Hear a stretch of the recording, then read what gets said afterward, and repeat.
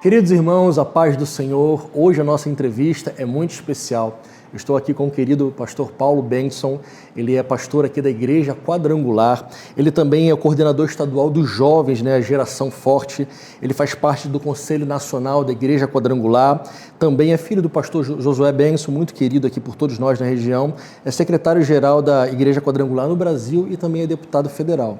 Pastor Paulo, é um prazer muito grande estar aqui com o senhor nessa manhã. É uma alegria, pastor Brito, participar desse programa e me dirigir a todos os nossos telespectadores, trazendo as boas novas da palavra de Cristo aos corações. Bênção, pastor. Daqui a pouco a gente vai falar um pouco mais sobre a Igreja Quadrangular, essa igreja tão amada no Brasil inteiro, mas queria falar um pouquinho sobre o ministério do senhor, como começou, como foi a chamada pastoral. Isso aí é de todo, quando me perguntam, isso é sempre muito bom falar sobre isso. Existe uma ideia que o filho de pastor, automaticamente, ele tornar-se-á pastor. E não é verdade, cada um tem o seu tempo, o seu chamado. Eu passei por todas as etapas do cristão. Eu aceitei Jesus, eu fui batizado, eu participava da escola bíblica dominical, fui professor de escola bíblica dominical para jovens, depois vim liderar os jovens aqui na Igreja Sede na Pedreira, tornei-me coordenador estadual, pastor, depois de ter passado pelo nosso Instituto Teológico, fui implantar igrejas e hoje estou aqui no ministério. Então, todas as etapas nós cumprimos. Chamado não é aquilo que a gente sempre ou fica esperando, ou aguardando muito, Deus dizer assim, olha, vai meu filho, aparecer aquela mão de Jesus indicando o caminho no quarto, não. Chamado está na Bíblia quando lá em Marcos Jesus disse, ide. Então o chamado é para todos. Então quando nós ouvimos essa palavra e colocamos o coração e dizemos sim, todos tornam-se chamados, se são escolhidos para pregar o Evangelho da maneira como se deve. Alguns como pastores, outros como conselheiros, outros de outra forma, mas todos ministrando a palavra. E nisso reside a multiforme graça de Deus. Exatamente. A palavra só diz que ele chamou uns para cada missão com o fim de edificação do corpo de Cristo. Exatamente. E eu agradeço a Deus pelo senhor, por sua família, por seu pai terem dito sim ao chamado, porque quantas milhares e milhões de pessoas hoje são abençoadas através da vida de vocês, da Igreja Quadrangular, que tem um ministério fantástico no Brasil inteiro. Eu vim do Rio de Janeiro, eu sou carioca, e no Rio de Janeiro eu vi a Igreja Quadrangular lá, tinha uma perto da minha casa, trabalhar. Legal. Então, graças a Deus que vocês disseram sim ao chamado. E pastor, sobre a Igreja Quadrangular, quanto tempo ela está aqui no Pará? Como são os trabalhos dela aqui na região? Bom, eu vou puxar assim, até a história antes da história. Nós começamos nos Estados Unidos em 1922, pela vida de uma mulher. Então, nesse ponto, a gente foi pioneiro, foi uma pastora quem começou a igreja, chegou ao Brasil em 1951, trazida por um americano, o missionário Harold Williams, e também o Jesus Emílio Esteves, que é um outro missionário que veio estar ministrando e iniciando o trabalho da Igreja Quadrangular. No estado do Pará, nós chegamos em 1973, precisamente dia 20 de novembro agora, vamos completar 48 anos de Pará. Que bênção. Quem trouxe foi o pastor Josué Benson, e ele já vinha implantando a igreja em vários estados. Então ele veio da Bahia, onde fez ali todo o trabalho, região nordeste toda, e a partir do estado do Pará, toda a região norte. Então, vamos completar 48 anos, estamos nos 144 municípios do estado, hoje com mais de 3.300 igrejas, e numa crescente. Eu digo que a pandemia pode ter fechado muitas coisas. No período de lockdown, muita coisa fechou, mas não fechou os céus sobre nós e nem o reino de Deus aqui na terra. Então, continuamos avançando, continuamos crescendo, sob a liderança do pastor Josué, dos nossos pastores, que eu sempre considero como filho de pastor, nasci na igreja, cresci na igreja, sempre as minhas referências, os meus heróis são os pastores, e eram, e são até hoje. Pela dedicação de vida, pela abnegação, por tudo aquilo que a gente, eu me incluo nisso, abre como sonho pessoal para servir ao reino, servir ao próximo. Então, mesmo em tudo, com pandemia, tudo fechado, nós temos inaugurado uma nova igreja todos os dias. Que bênção, pastor. Estamos aqui neste ano de 2021, com mais do que uma igreja aberta por dia. Então, o crescimento do reino, isso é trazer o reino de Deus aqui para a terra. Não vamos esperar o reino de Deus só lá no céu, não. Vamos trazer o reino de Deus aqui para a terra e esta é a missão de cada cristão. Fico tão feliz de ouvir isso, pastor. O senhor falando também sobre a questão de referenciais. Eu tive o privilégio também de crescer na igreja como o senhor, né? Meu pai é meu filho na fé, né? Eu preguei para ele, se converteu. E realmente tudo que eu experimentei na igreja durante toda a minha infância, adolescência e juventude me fez gerar um amor tão grande pela causa do Senhor que quando o chamado vem a gente não tem como dizer não. Isso. Porque faz todo sentido a gente dizer sim ao chamado de Deus. Que bênção. Pastor, o senhor também trabalha com jovens, né? Como é o Ministério de Jovens? Geração Forte, é Geração Forte, esse é um ministério começado aqui no estado do Pará e hoje ampliado para todo o Brasil. A nossa coordenadoria nacional adotou o nome Geração Forte. Então, aquilo que começou no Pará hoje se espalha por todos os estados brasileiros. Aqui nós temos cadastrados, registrados e participantes ativamente 95 mil jovens que participam da Geração Forte, né, nos seus vários segmentos. Nós temos as redes de jovens nas igrejas, mas todos estão debaixo dessa cobertura da Geração Forte. Fazíamos uns grandes congressos maravilhosos, no Mangueirinho, lotado para 25 mil pessoas, 30 mil pessoas, mas nesses últimos 2 anos, com pandemia, fizemos um ano passado de forma online, que eu disse que foi o maior de todos, porque ao vivo, no mesmo período, no mesmo tempo, nós estávamos ali com mais de 180 mil jovens participando online. Este ano fizemos apenas para líderes, mas se Deus quiser, gosto de pandemia se Deus quiser, já virou coisa do passado. Amém. Ano que vem a gente volta firme e forte e já com o desafio de lotar o Mangueirão. Aí vamos direto para o Mangueirão, a gente vai dividir só metade que é do Paysandu, metade do Remo. Eu vou ficar no meio, que eu torço para a Tuna, né? Eu fico lá no meu cantinho, mas a gente vai estar junto lá. Com essa pandemia, pastor, realmente nós tivemos que nos reinventar, né? Isso. Nós também na capelania tivemos vários desafios, porque estávamos acostumados também a fazer sempre ajuntamento de pessoas, né? E começamos a trabalhar com essa questão online, nos ajudou, mas eu sinto falta mesmo. É da congregação. É do povo. Pregaram de forma online, ficou muito assim, a gente teve que aprender muito rápido. É verdade. Então, nós que somos pregadores também de auditório, e você fala com as pessoas, se comunica, e quando você prega só para uma câmera, é difícil, é estranho. É estranho porque... igreja é gente, né? Tá perto. É gente, é o calor, é você estar vendo o teu irmão, o teu amigo, estar vendo as pessoas que estão no dia a dia da igreja, isso faz parte. É verdade, pastor. Inclusive, eu trouxe esse assunto lá para a nossa congregação, que eu tive a sensação de que algumas pessoas acostumaram com essa coisa de o culto online, e eu até brinco com a igreja e falo, irmãos, o culto online não é para você assistir lá comendo pipoca deitado na sua cama, como se fosse ali um programa, né? Então você que pode, venha, participe, esteja em comunhão. É um culto. Exatamente. É um culto. Para não, aquela coisa de se acostumar.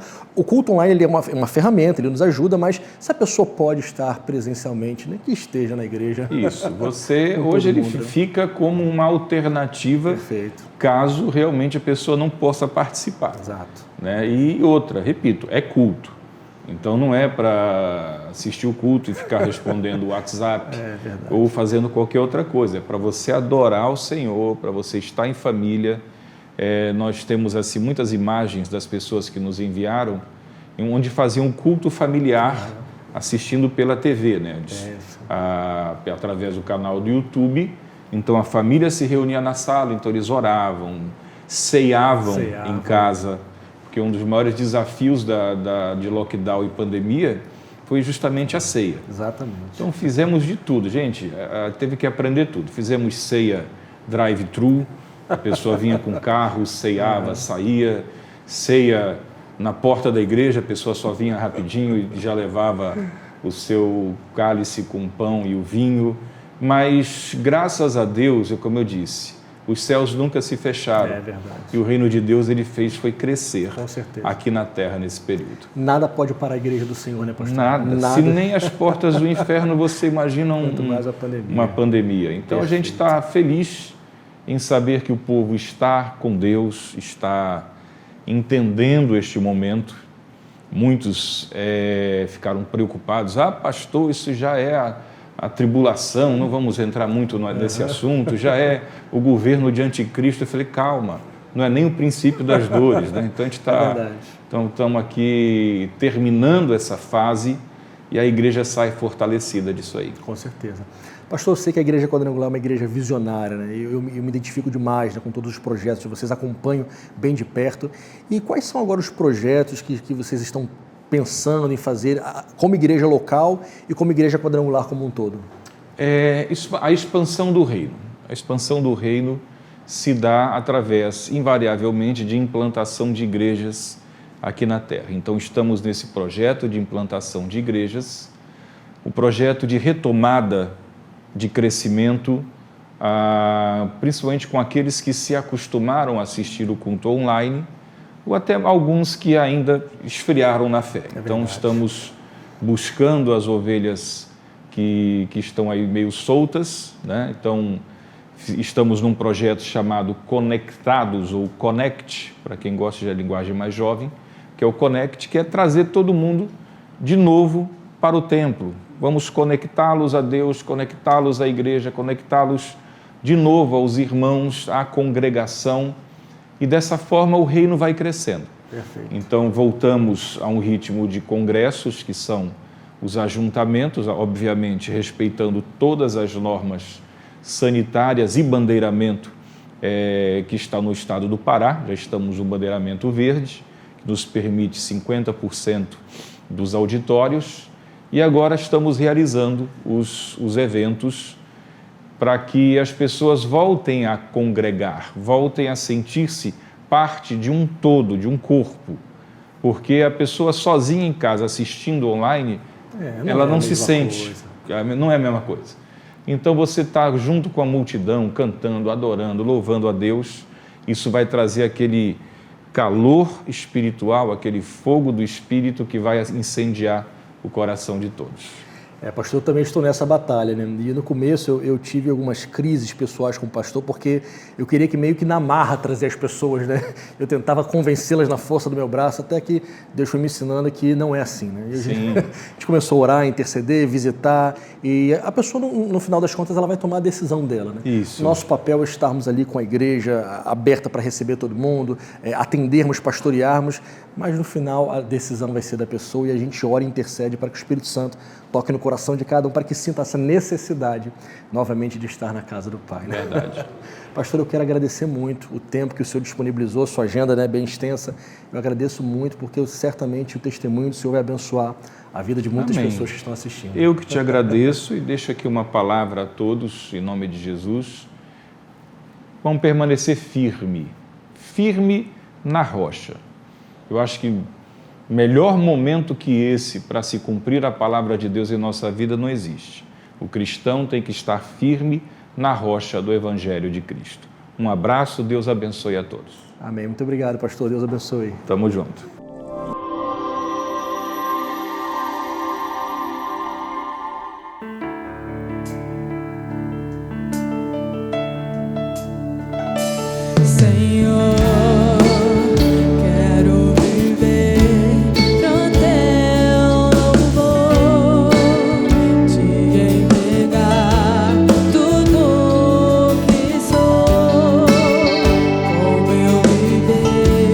Te exaltar.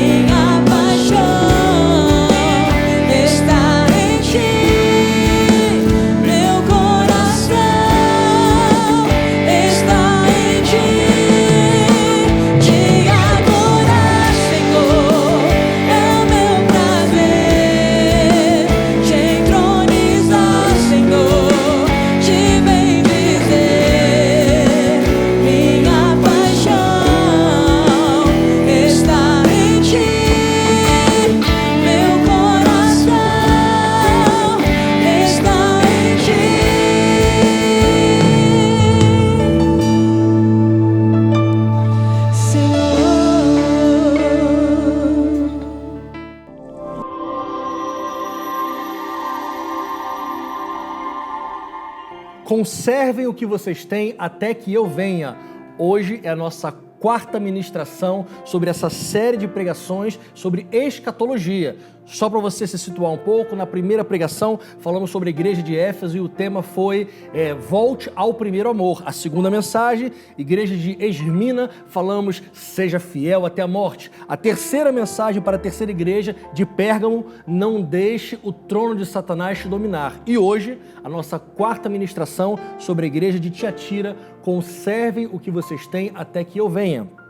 O trecho da palavra de hoje está em Apocalipse, capítulo 2, versículo 18. Assim diz a Bíblia: ao anjo da igreja de Tiatira escreva, estas coisas diz o Filho de Deus, que tem os olhos como chama de fogo e os pés semelhantes ao bronze polido.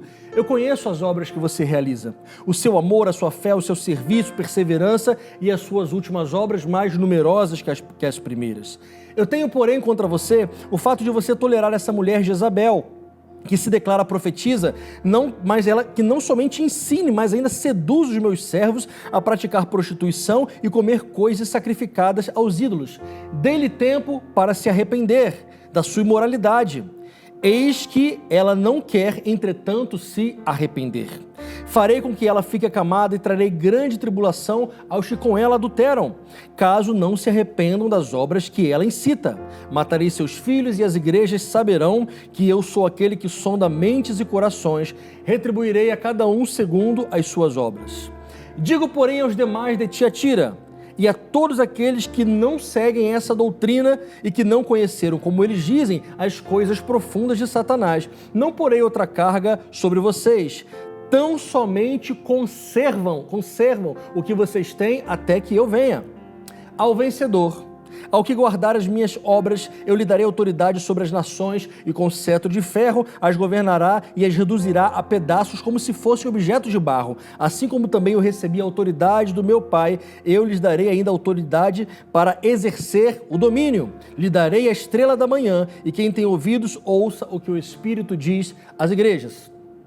Esse primeiro texto, a gente lendo, se a gente não entender o contexto, parece algumas coisas meio soltas e difíceis de entender. Matarei os seus filhos, dei a tempo àquela mulher, a Jezabel, para se arrepender e ela não se arrependeu. Então a gente precisa entender o contexto do que está acontecendo. Essa cidade de Tiatira também é uma cidade que hoje fica na região da Turquia. Ela ficava ali a 64 quilômetros de Pérgamo, aquela cidade da igreja passada que nós falamos. E essa cidade ela era conhecida por ter muitas guildas comerciais que eram como se fossem cooperativas. E nessas cooperativas tinha algo muito especial que acontecia ali. Para você fazer parte daquela cooperativa, você tinha também que fazer parte do manejo religioso que aquela cooperativa fazia. Explico melhor.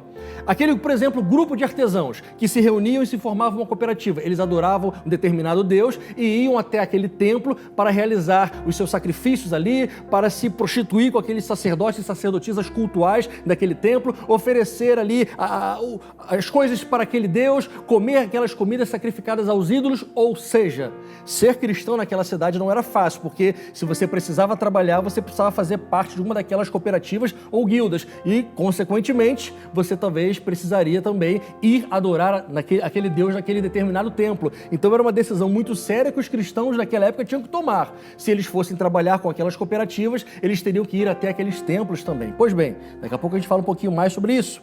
Essa igreja provavelmente se iniciou na casa de Lídia, aquela vendedora de púrpura que lá em Atos capítulo 16, Paulo fala sobre a conversão dessa mulher. Ela convida aqueles homens então para iniciar um pequeno grupo, uma célula em sua casa e se torna então a igreja de Tiatira. Essa história dessa igreja, essa carta que Jesus manda para essa igreja, representa também a história da igreja dos anos de 600 a 1517. Em outro momento a gente pode falar um pouco mais sobre isso. Jesus ele se apresenta como aquele que tem olhos como chama de fogo. Toda vez que a gente vê o fogo na Bíblia, isso representa o juízo, representa aquela maneira como Jesus prova tudo, ou seja, quando ele diz que ele tem chama de fogo, ele está dizendo que ele é onisciente, que ele sabe de tudo e que nada, absolutamente nada, está escondido aos seus olhos e que somente ele pode julgar as obras e sondar as mentes e os corações, como diz a palavra. No versículo 19, Jesus diz, eu conheço, mais uma vez nas outras cartas, Jesus também citou essa palavra, eu conheço, ou seja, tudo que aquela igreja fazia, Jesus sabia. E ele cita, eu conheço o seu amor, eu conheço a sua fé, o seu serviço, a sua perseverança. E ele cita algo muito especial, e as suas últimas obras, que são mais numerosas que as primeiras. Trazendo isso para nós, quando a gente começa a servir ao Senhor, realmente a gente vai descobrindo que cada vez tem mais coisas para a gente fazer no reino de Deus. Quem está de fora acha que não tem lugar para ele trabalhar ou que tem pouca coisa para fazer, mas quem está mergulhado no serviço do reino de Deus sempre vai descobrir que há muitas coisas para serem feitas, e digo mais, é como se o trabalho fosse infinito, de tantas coisas que nós podemos fazer para abençoar vidas e para fazer com que o reino de Deus cresça. Jesus então começa a dizer que conhecia todas aquelas obras que a igreja de Tiatira fazia. Entretanto, Jesus ele diz o seguinte: mas contra você eu tenho uma queixa para fazer, algo que você precisa consertar. E ele começa a citar o seguinte: vocês toleram, vocês deixam que esta mulher ensine, vocês deixam que ela seduz, ela leva aquelas pessoas a praticar coisas erradas, e vocês estão vendo tudo isso e não estão fazendo nada. Isso me recorda o Salmo 1, quando diz ali aquela progressão da pessoa que primeiro ela ouve ali o conselho dos ímpios, daqui a pouco ela se detém no caminho dos pecadores, daqui a pouco ela se assenta na roda dos escarnecedores. Pois bem, aqui em Apocalipse Jesus está mostrando que aquela igreja começou a fazer a mesma coisa. Eles toleraram aquela mulher, depois deixaram ela ensinar, daqui a pouco ela estava seduzindo e daqui a pouco ela estava levando as pessoas a cometerem as coisas erradas. Uma das coisas que aquela mulher que a Bíblia chamou de Jezabel, fazendo alusão àquela Jezabel do passado, daqui a pouco a gente fala sobre ela, era o fato de ela dizer para aquelas pessoas que não tinha problema nenhum, por exemplo, em fazer parte daquelas guildas que eu falei lá no início, ou seja, e já que você precisava trabalhar, então você não seria errado que você fosse até aquele templo e comesse a carne sacrificada aos ídolos, ou seja, fizesse o que todo mundo faz. E aplicando e trazendo isso para a gente, isso quer dizer o seguinte: hoje também há muitas pessoas que dizem, faça o que quiser, não tem problema, Deus te compreende. Se você precisar falar uma mentirinha, se você precisar fazer alguma coisinha errada, Deus sabe que você precisa e Ele vai te perdoar. E assim muitas pessoas vão vivendo dessa forma, tolerando o pecado, deixando que o pecado seduza a nossa vida.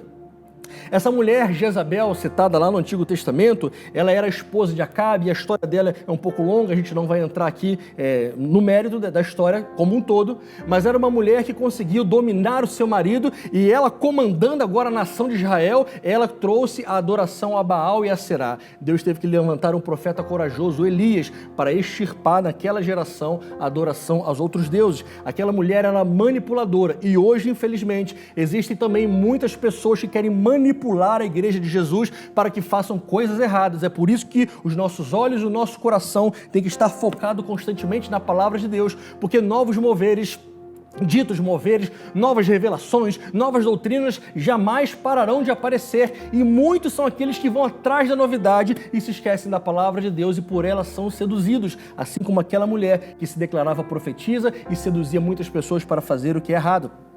No versículo 21, Jesus disse: dei-lhe tempo para ela se arrepender, mas ela não quis. Jesus continua dando tempo para arrependimento. Nós vivemos hoje na era do arrependimento, na era da graça, na plenitude dos gentios, ou seja, um período que tem demorado aí, se estendido por 2000 anos, onde Deus tem dado oportunidade para que as pessoas se arrependam, mas esse período pode acabar a qualquer momento com o arrebatamento da igreja, e assim que a igreja for arrebatada, assim nós cremos, inicia essa tribulação, e esse período de graça que nós vivemos hoje vai ser um período muito diferente, porque durante a tribulação nós cremos as pessoas serão salvas, mas não teremos mais o Espírito Santo para convencer, não teremos igrejas com portas abertas, será uma perseguição severa, e aqueles que se declararem servos de Cristo estarão dispostos a qualquer momento perderem literalmente a sua vida. Se porventura você está me ouvindo, não esqueça, você tem tempo ainda de se arrepender.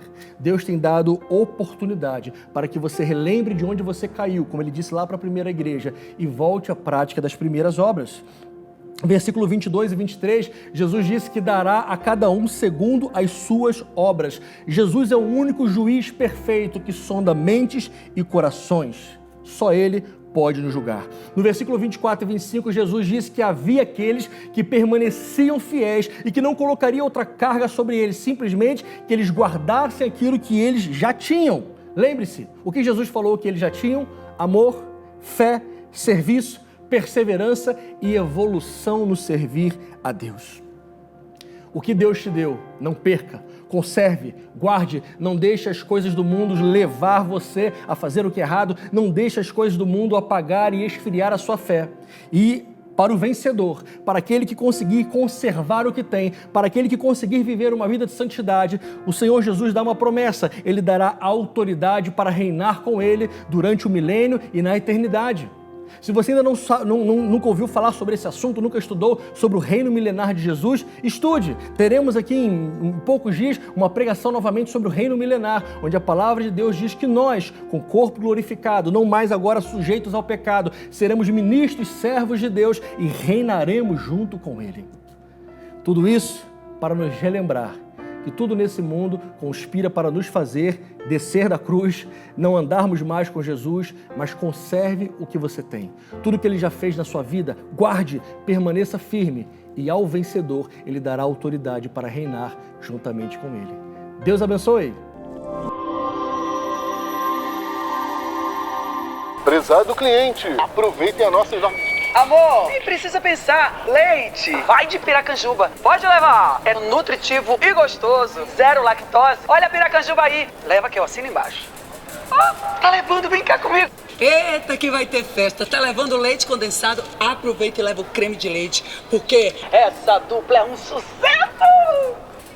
Me empolguei. Pra minha família tem que ser Piracanjuba. Não tem igual.